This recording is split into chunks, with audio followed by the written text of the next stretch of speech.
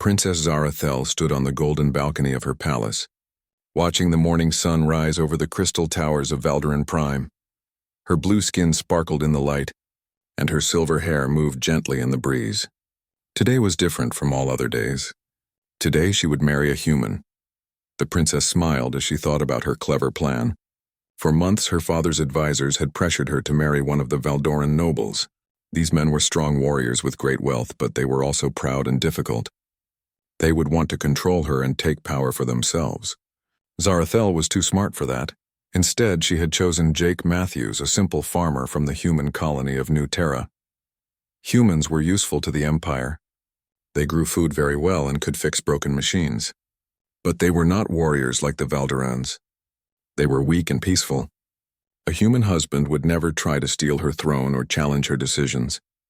Jake had arrived 3 days ago on a small cargo ship. He carried only one bag and wore simple brown clothes. His hair was sandy yellow, and his eyes were the color of earth. When he met the royal court, he spoke quietly and kept his head down. He did not try to impress anyone with stories of great deeds or demand special treatment. The Valderan nobles had laughed behind their hands when they saw him. Lord Vextar, the strongest warrior in the court, had whispered to his friends that the princess must be playing a joke. How could she marry such a simple creature? Even the servants seemed more impressive than this quiet human. Zarathel had watched Jake carefully during his first days in the palace. He woke up early every morning and walked through the royal gardens. He touched the plants gently and seemed to understand what they needed. When the head gardener showed him around, Jake asked good questions about the soil and the weather. He knew much about growing things. In the afternoons, Jake would sit in the library reading books about Valdoran history and culture. He read slowly but carefully, sometimes asking the librarians to explain words he did not know. He seemed genuinely interested in learning about her people, which pleased Zarathel. Most humans never bothered to study alien ways. The wedding preparations had been simple, just as Jake requested. He did not want gold decorations or expensive food. He asked only that they could include some human traditions alongside the Valderan ones. The nobles thought this was silly, but Zarathel agreed. It cost nothing to humor him. On the morning of the wedding, Zarathel put on her grandmother's ceremonial robes. The silver fabric was covered with tiny blue gems that caught the light like stars. Her crown was made of rare metals, found only on Valderan Prime. She looked every inch the royal princess she was born to be. Jake wore a simple, black suit that looked strange next to the bright colors the Valdoran guests preferred. He had no weapons or jewelry, which made him stand out even more. In Valdoran culture, important men always displayed their swords and rings to show their status. Jake carried nothing but a small wooden box. The ceremony took place in the great hall of the palace. Hundreds of nobles filled the room, their armor polished and their banners bright. Jake looked very small standing among them, like a mouse in a room full of lions, but he did not seem nervous or afraid. He simply waited patiently for the ceremony to begin. High Priest Mordan spoke the ancient words that would bind them together. Zarathel repeated the promises in her clear, strong voice. When it was Jake's turn, he spoke the human vows he had requested. His voice was quiet but steady as he promised to honor and protect her for the rest of his life. After the ceremony, there was a great feast. The nobles drank strong wine and told loud stories of their battles and conquests. Jake sat beside Zarathel at the high table, eating slowly and speaking little. When others tried to draw him into conversation, he answered politely but briefly. He seemed more interested in watching than talking. Lord Vextar, who had drunk too much wine, stood up and challenged Jake to show them some human fighting skills. The room went quiet, waiting to see what the new prince would do. Jake simply smiled and shook his head. He said he was a farmer, not a warrior, and knew nothing about fighting. The nobles laughed, and Lord Vextar sat down with a satisfied grunt. Later that night, as the guests finally left, Zarathel walked with Jake through the moonlit gardens. The alien flowers glowed softly in the darkness, and the air smelled sweet. She felt pleased with her choice. Jake was exactly what she had hoped for: quiet, gentle, and completely harmless. "Are you happy here?" she asked him as they stopped beside a fountain carved from blue stone. Jake looked up at the 3 moons hanging in the purple sky. "It's very beautiful," he said. "Different from home, but beautiful. I think I could grow good things here." Zarathel nodded. Yes, she thought. Jake would grow things in her gardens and stay out of politics. He would be the perfect husband, useful but not dangerous. She had chosen well. As they walked back to the palace, Zarathel felt proud of her clever plan. She had found a way to satisfy the council's demands for marriage while keeping her power safe. The other nobles would never see Jake as a threat. He was just a simple human farmer who knew his place. If only she had looked more carefully at the way Jake moved through the shadows, or noticed how his eyes constantly watched the guards and marked every entrance and exit. If only she had asked what was in that small wooden box he carried, or wondered why a simple farmer would know so much about reading people and situations. But Princess Zarathel saw only what Jake wanted her to see. A quiet, gentle man who was exactly what he appeared to be. 3 months after the wedding, Princess Zarathel woke to the sound of alarms screaming through the palace. Red lights flashed in the hallways, and she could hear soldiers running with heavy boots on the marble floors. She had never heard these alarms before, but she knew what they meant. The Empire was under attack. Jake was already awake, standing by the window looking out at the city. He wore simple work clothes, ready for another day in the gardens. But something was different about the way he stood. His shoulders were straight and his head moved slowly as he watched the streets below. It reminded Zarathel of how hunting cats watched for prey. "What is happening?" she asked, wrapping a robe around herself. "Ships," Jake said without turning around. "Big ones. They came out of hyperspace about 10 minutes ago." He paused, still watching. "How many defense platforms does this system have?" Zarathel felt confused. Why would a farmer know about defense platforms? 12, she said. "Why do you ask?" Jake finally turned to look at her. His brown eyes seemed different now, harder somehow. "Because whoever is attacking brought enough ships to take them all out. The explosions I saw were too big and too coordinated for this to be pirates or raiders." Before Zarathel could ask more questions, her personal guard, Captain Nexaval, burst through the door. His usually perfect armor was scratched and his face showed fear. "Princess, you must come to the war room immediately. We are under attack by the Kethmori Dominion." The blood drained from Zarathel's face. The Kethmori were the most feared warriors in the galaxy. They stood 8 feet tall with natural armor plates covering their reptilian bodies. Their claws could cut through steel and their strength was legendary. Worse than that, they had never lost a ground battle. Not once in over 200 years of conquest. In the war room, chaos ruled. Officers shouted orders into communication devices while holographic displays showed the space battle raging above the planet. Admiral Colthran, the Empire's finest military mind, stood at the center trying to make sense of the disaster unfolding before them. "Report," Zarathel commanded as she entered the room. Admiral Colthran turned to face her, his face grim. "Princess, the Kethmori fleet appeared without warning and destroyed 6 of our defense platforms in the first strike. Our ships are fighting bravely, but they are outnumbered 3 to 1. Jake had followed them into the war room quietly. Most of the officers ignored him, but Zarathel noticed he was studying the tactical displays with surprising focus. His eyes moved quickly between different screens, taking in information faster than seemed possible for a simple farmer. "What about the outer colonies?" Zarathel asked. 3 have already fallen, the Admiral replied. New Terra, Bright Harbor, and Iron Ridge. The Kethmori landed troops on each world simultaneously. Our garrison forces, he paused, looking uncomfortable. They were overrun within hours. Zarathel felt her heart sink. New Terra was Jake's home world. She looked at her husband, expecting to see grief or shock on his face. Instead, Jake was frowning at one of the tactical displays, his head tilted slightly to one side. "Admiral," Jake said quietly. Everyone in the room turned to look at him, surprised that the human had spoken. "These attack patterns, do the Kethmori usually coordinate ground and space forces this well?" Admiral Colthran looked annoyed at being questioned by a farmer. "The Kethmori are excellent warriors, human. Of course they coordinate their forces," Jake nodded slowly. "I'm sure they are.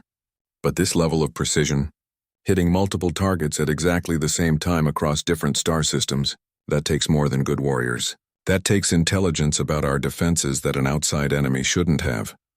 The room went quiet. Everyone stared at Jake, then at the Admiral. The thought that someone inside the Empire might be helping the Kethmori was too terrible to consider. "What are you suggesting?" Admiral Colthran asked, his voice cold. "I'm not suggesting anything," Jake replied calmly. "I'm just a farmer. But I know that when animals attack my crops, they usually test the defenses first. They don't show up all at once unless they already know where the weak spots are. Over the next several hours, the situation grew worse. More colonies fell to Kethmori ground forces. The space battle above Valderan Prime continued, but the Empire's ships were slowly being destroyed. By evening, enemy troops had landed on 3 of the outlying moons.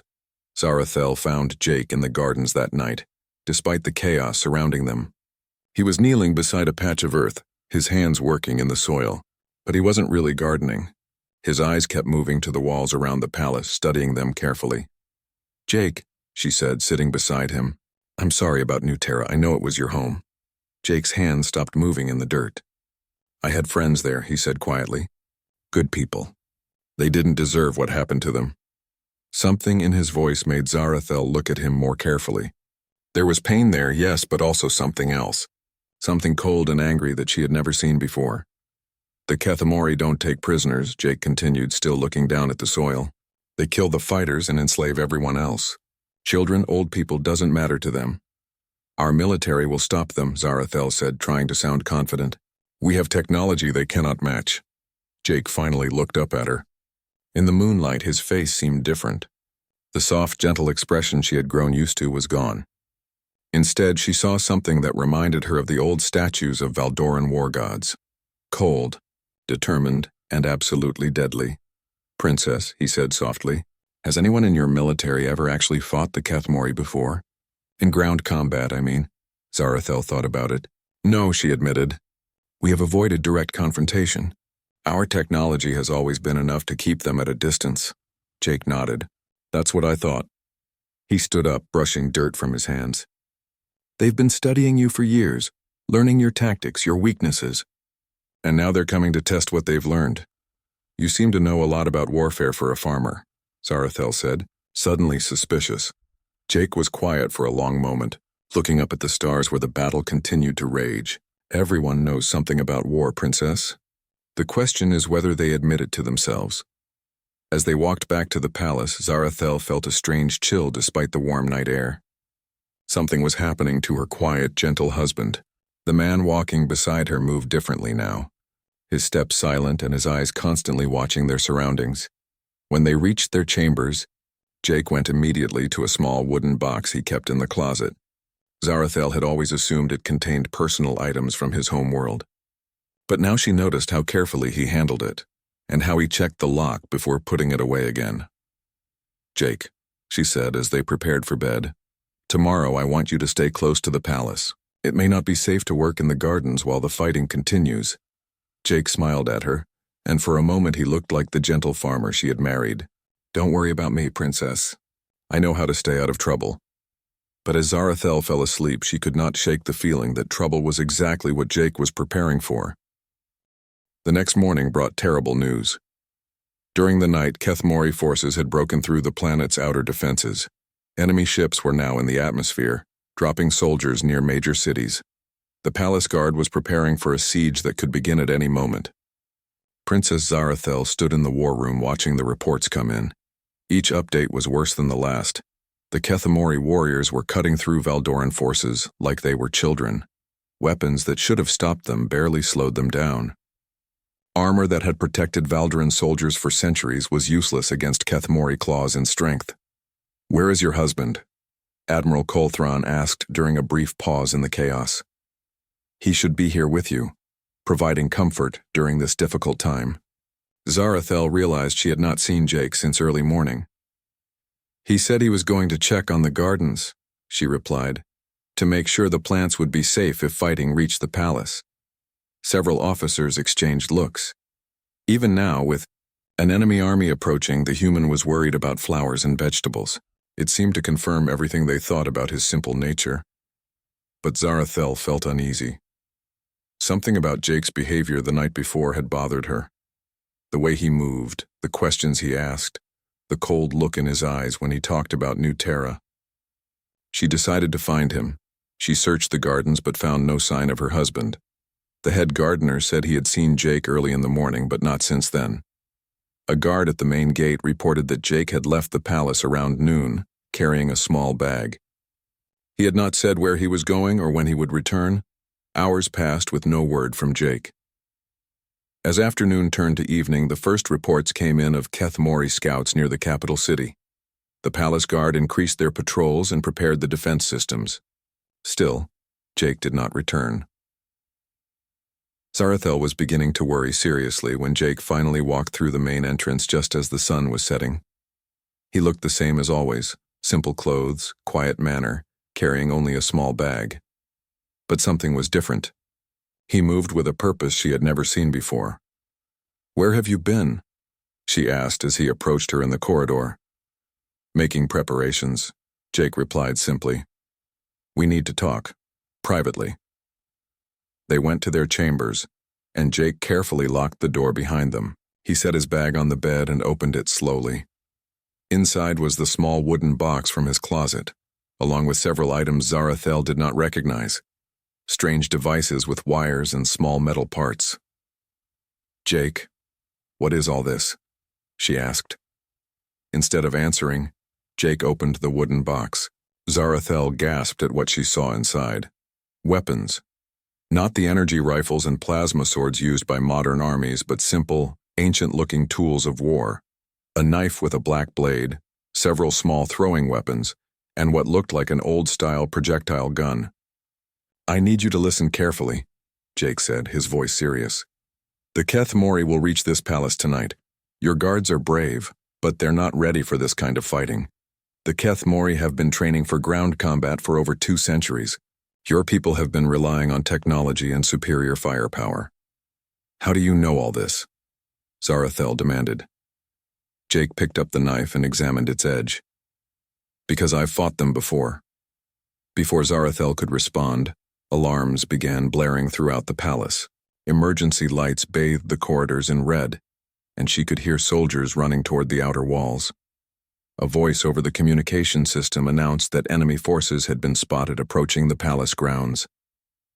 Jake moved to the window and looked out at the gardens below. In the darkness, Zarathel could see shapes moving between the trees, large shapes that moved too quickly and too quietly to be Valderan soldiers. "They're already inside the perimeter," Jake said calmly. "Probably came through the old drainage tunnels. Your security people don't know about those because they're not on the modern building plans." "How do you know about drainage tunnels?" Zarathel asked, but Jake was already moving. He stripped off his simple farmer's clothes and put on dark clothing from his bag. The transformation was startling. Without the loose, comfortable clothing, Zarathel could see that Jake's body was not soft like she had thought. His arms and shoulders showed the kind of muscle that came from years of hard training. Scars marked his skin, old wounds that told stories of violence she had never imagined. Jake strapped the knife to his belt and checked the other weapons quickly and efficiently. His movements were precise and automatic, like he had done this many times before. The gentle farmer was gone, replaced by something that looked very dangerous. "Stay here," he told her, moving toward the door. "Lock it behind me and don't open it for anyone except me or Captain Nexval." "Jake, wait," Zarathel called. "What are you doing?" He paused with his hand on the door.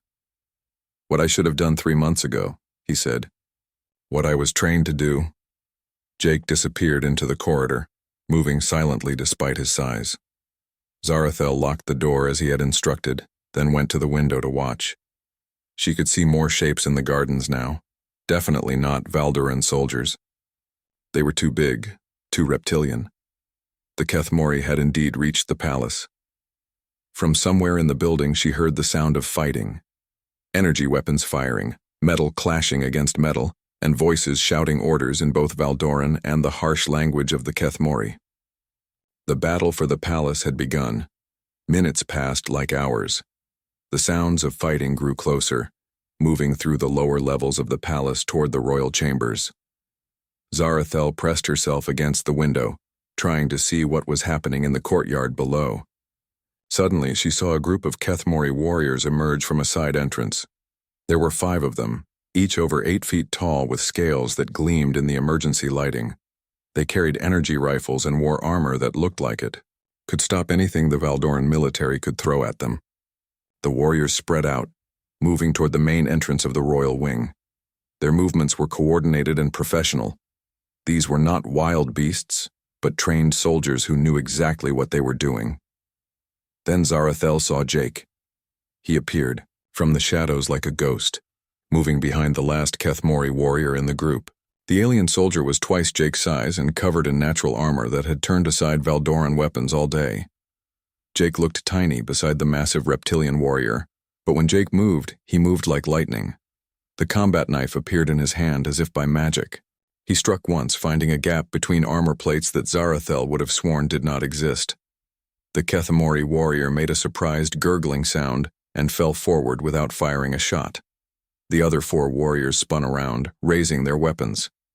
Jake was already moving, rolling across the ground as energy blasts scorched the air where he had been standing.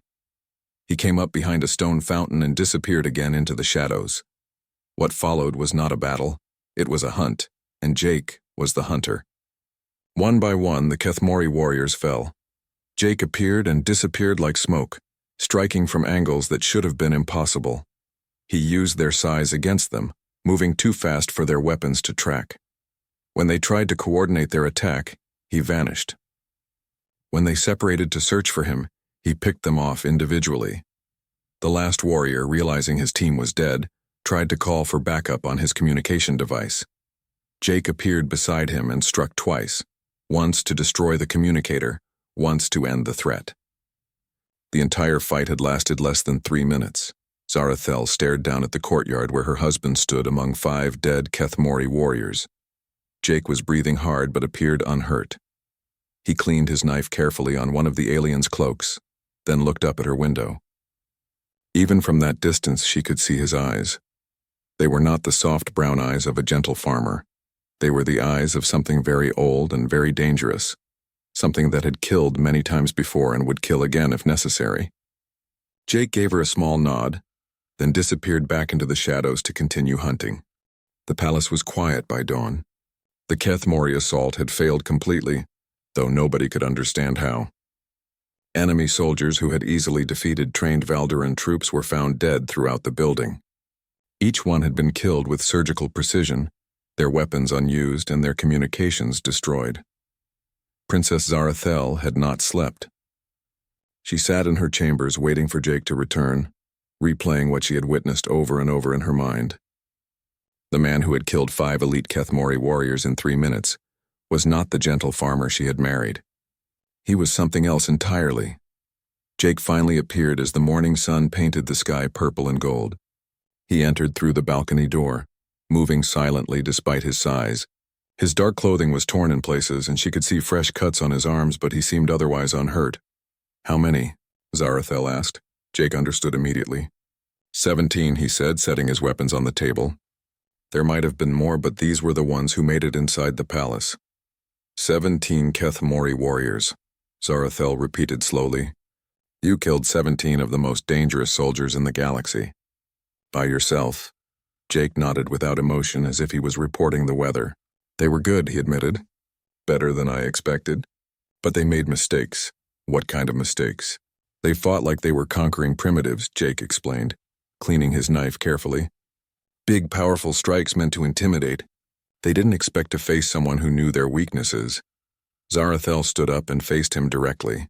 Who are you? She demanded. And don't tell me you're just a farmer from New Terra.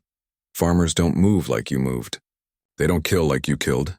Jake was quiet for a long moment, studying her face. Finally, he sighed and sat down heavily in a chair.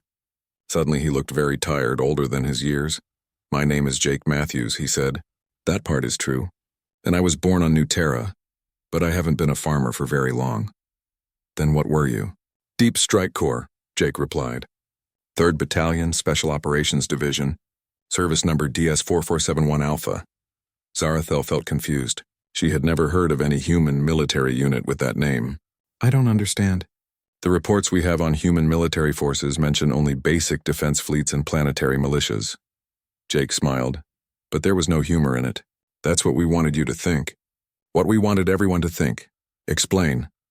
Jake stood up and walked to the window, looking out at the gardens where he had spent peaceful months tending plants. Princess, what do you know about human history? Real history, not the simple version in your databases. I know humans developed space travel later than most species, Zarathel said. You have fewer colonies and less advanced technology.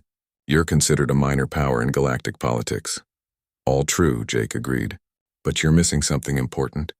We've been fighting wars for our entire existence, not clean, civilized conflicts like the advanced species prefer. Brutal, desperate wars where surrender meant death or slavery. He turned to face her, his expression serious. Earth's children learned to kill with rocks and sticks, then metal blades, then projectile weapons, then energy weapons. Every step of the way, we got better at finding new ways to end lives. We never forgot those lessons. But your military forces are small, Zarathel protested. Your technology is primitive compared to ours. Our public military forces are small, Jake corrected. The Deep Strike Corps is different. We're the ones they send when the regular military can't handle a problem. When diplomacy fails and overwhelming force isn't an option. Jake sat back down and looked directly into her eyes. We specialize in impossible missions, deep infiltration, enemy territory operations, assignments that officially never happened. We're trained to survive alone behind enemy lines for months or years if necessary. How many of you are there? That's classified, Jake said automatically, then caught himself. Was classified.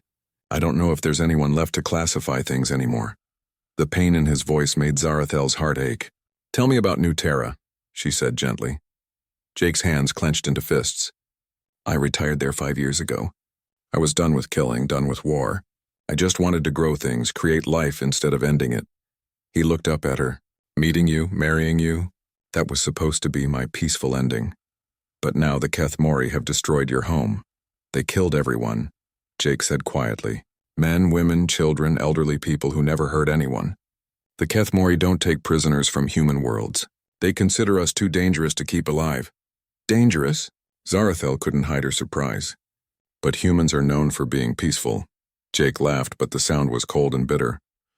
Princess, let me tell you something about humans that's not in your databases. We're only peaceful when we choose to be, when we feel safe, when our families are protected, when we have something to lose. Take those things away. He stood up and began checking his weapons again. The Keth Mori just reminded me what I really am. They took away my choice to be peaceful. What are you going to do? What I was trained to do, Jake replied. What I should have done the moment I heard about the attacks. He looked at her seriously. I'm going to contact my old unit. The ones who are still alive, your unit. But you said you were retired. Retirement isn't permanent in the Deep Strike Corps, Jake explained. When something threatens human civilians, when genocide is happening, retirement ends automatically. We swore an oath to protect our people no matter what. Jake moved to a communication device and began entering codes that Zarathel didn't recognize. There's an emergency frequency that only we know about. If any of my old teammates are still out there, still alive, they'll be listening. How many do you think will answer? I don't know, Jake admitted. We scattered across the galaxy after our last mission.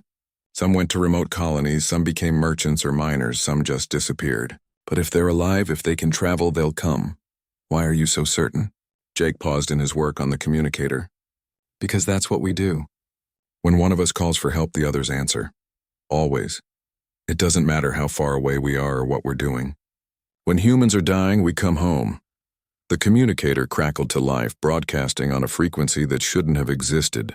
Jake spoke a series of numbers and code words that meant nothing to Zarathel, but apparently meant everything to whoever might be listening. This is Harvest calling any available Reapers, Jake said into the device. Package delivery interrupted. Customers becoming unruly. Request immediate assistance with inventory management. He released the transmission key and waited.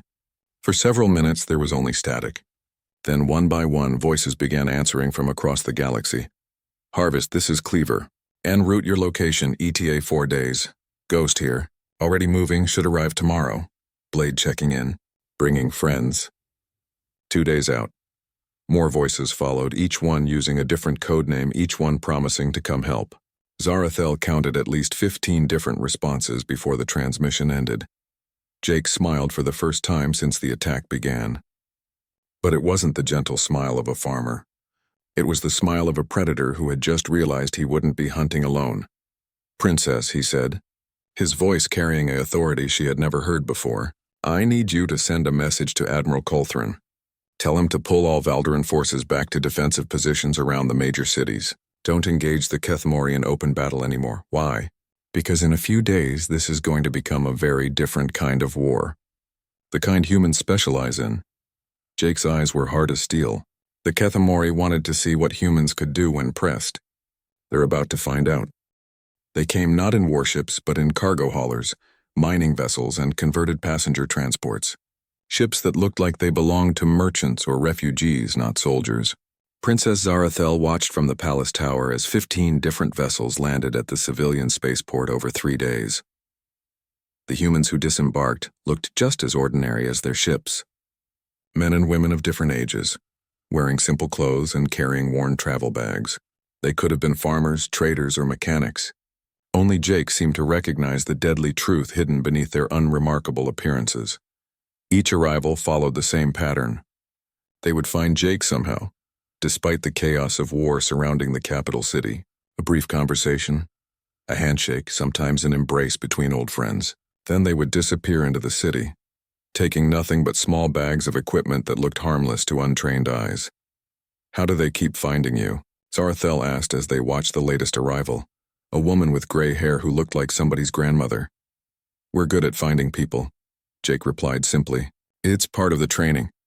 Admiral Colthron had not been happy about Jake's request to pull back Valderan forces. The military commander believed in meeting enemies with superior firepower and technology. The idea of avoiding direct confrontation seemed like cowardice to him, but the princess had given the order and the admiral had obeyed. Valderan troops withdrew to defensive positions around major cities, leaving vast areas of countryside seemingly undefended.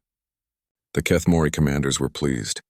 They interpreted the withdrawal as a sign that Valderan resistance was collapsing. Jake's teammates had been busy during those 3 days. None of them came to the palace or made contact with Valdoran military forces. They simply vanished into the landscape like ghosts. Even military satellites couldn't track their movements once they left the city. "What are they doing out there?" Zarathel asked. "Learning," Jake replied. "Studying Kethamori movement patterns, identifying command structures, finding weaknesses. We always do intelligence gathering before we strike." "How long will that take?" Jake checked a small device that looked like a simple communication unit. "According to this, they're ready now." The attack began at sunset on the 4th day, but it didn't look like any battle Zarathel had ever seen or studied. There were no massive troop movements, no bombardments, no dramatic charges across open ground. Instead, the Kethamori forces simply began disappearing. The first sign of trouble came from a Kethamori forward base near the mountains. The base went silent during evening communications check. When a relief force was sent to investigate, they found the installation intact but empty. All equipment was in place, but every soldier was gone. No bodies, no signs of struggle, no indication of what had happened. Similar reports began coming in from across the continent. Kethamori patrols failed to report in. Supply convoys vanished between checkpoints. Communication relays went offline one by one. Each time, investigation teams found the same thing: empty positions and missing soldiers. General Vaktar, the Kethamori supreme commander, was not easily frightened. He had conquered dozens of worlds and faced every type of enemy the galaxy could produce, but this was different. His forces weren't being defeated in battle, they were simply disappearing. "Increase patrol sizes," he ordered his subordinates. "Send teams of 50 warriors, not 5. "Whatever is hunting us cannot take down 50 soldiers at once." He was wrong. The next morning, an entire company of Kethamori warriors, 200 of their finest troops, vanished from a staging area near the capital. The area showed no signs of battle. Weapons and equipment remained untouched, but every single warrior was gone. By the 3rd day of disappearances, panic was spreading through Kethamori ranks. These were soldiers who had never known fear, who had conquered species across half the galaxy. Now they were afraid to leave their bases in groups smaller than a full battalion. "What's happening to them?" Admiral Colthron asked during a briefing in the palace war room. Valderan forces had been monitoring Kethamori communications, listening to increasingly frantic reports. "They're learning what it feels like to be prey," Jake replied calmly. Through intercepted transmissions, they learned that General Vaktar had finally decided to consolidate his forces. All scattered units were ordered to withdraw to a single stronghold, in the ruins of what had once been the city of New Hope. Better to fight from a fortified position than continue losing soldiers to an enemy they couldn't see or understand. They're making a mistake, Jake said, studying the intelligence reports. They think like conquerors, not survivors. They want to face us in direct combat because that's how they're used to winning. Isn't that what you want too? Zarathel asked. A direct battle where you can defeat them? Jake shook his head. Princess, the goal isn't to defeat them. The goal is to make them leave and never come back. Sometimes the best way to win a war is to make the enemy too afraid to fight. But General Vaktar was beyond the point where fear could stop him. His personal honor and the reputation of his entire species were at stake. He had sent a message to Jake through diplomatic channels, demanding a final confrontation. If the humans wanted a war, they would have one. Jake accepted the challenge, but not in the way the Kethmori expected.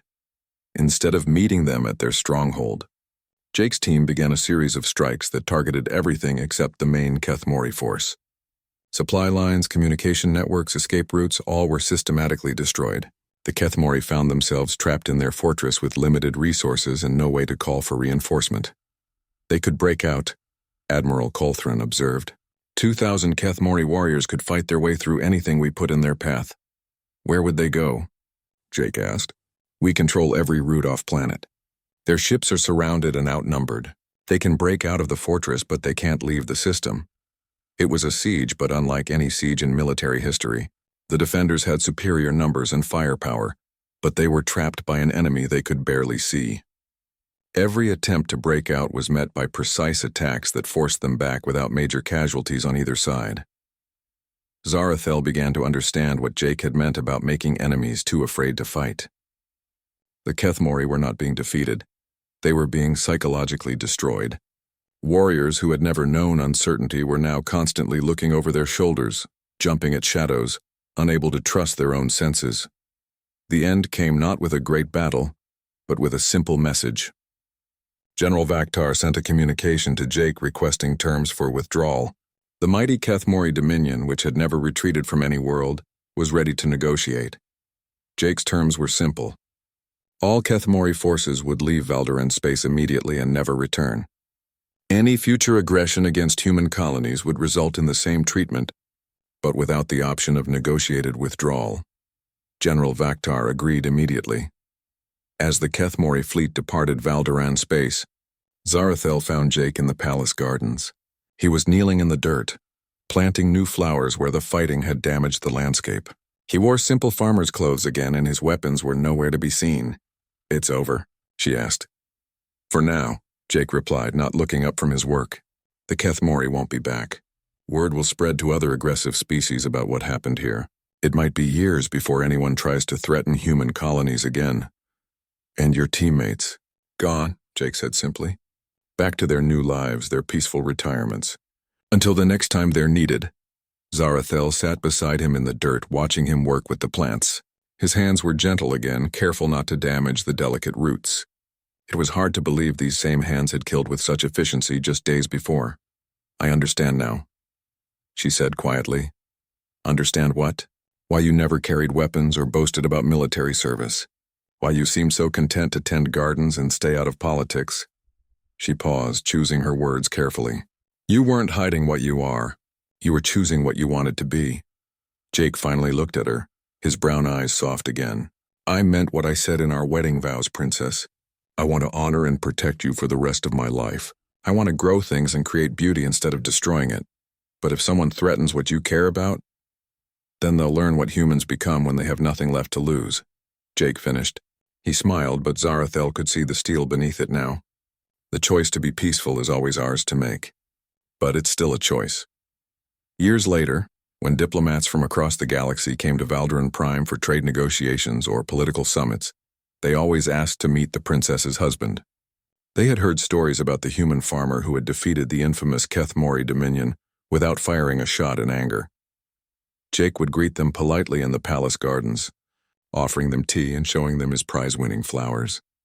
He spoke softly about soil conditions and growing seasons, asked about their families, and seemed genuinely interested in their peaceful concerns. Most visitors left convinced that the stories about Jake Matthews had been greatly exaggerated. Surely this gentle, quiet man could not be the legendary warrior they had heard about. But a few, the smart ones, the observant ones, noticed how Jake moved through his garden,